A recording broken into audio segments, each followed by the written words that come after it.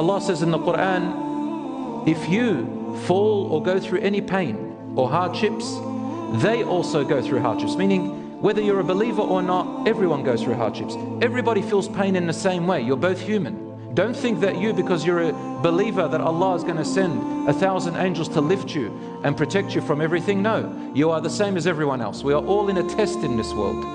And the time this test ends is at our death. He says, you feel pain and they feel pain. But one thing is different. وَتَرْجُونَ مِنَ اللَّهِ مَا لَا يَرْجُونَ. You as believers in the truth of the Quran and Sunnah, the truth of what Allah subhanahu wa ta'ala has presented, you have a hope. You have a hope which they cannot have.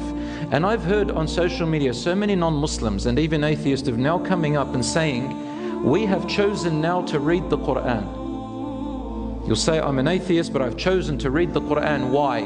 Because they are saying, we want to know how and why those men, women and children in Gaza, through all the atrocities that they're going through everything that will make you lose hope, they are only getting stronger. What is the hope that keeps them going?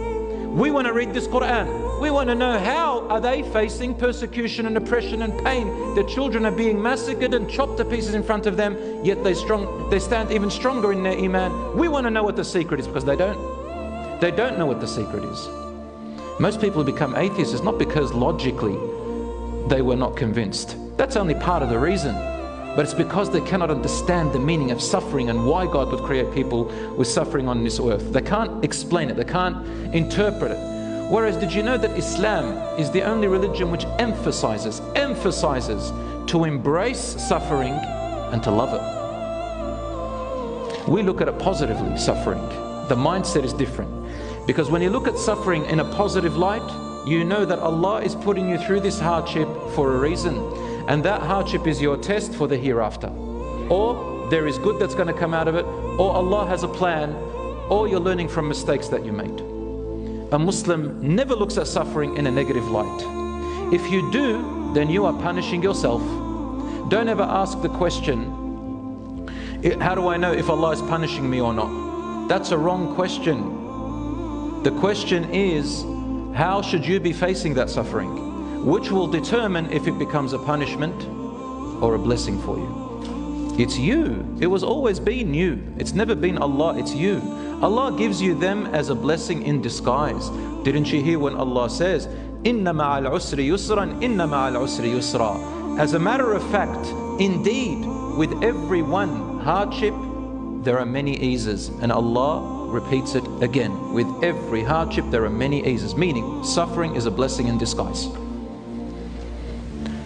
A child, a baby, does not learn how to walk and stand up without falling many times. They have to feel the pain. They don't know that the fire burns until they feel the heat. You don't know what forgiveness is until somebody has done something wrong to you, or you've done wrong to them. You don't know what mercy is until blessings are taken away and comfort. We don't know. You don't become a doctor. You don't become a leader. You don't become a helper. You don't become a person of welfare and a person who does goodness without seeing the opposite, the suffering. You don't follow the truth without knowing the false. You don't know the good without knowing the evil.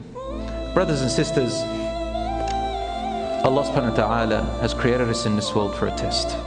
And that test is short. And until you can accept that, you will not find the true happiness that you're looking for.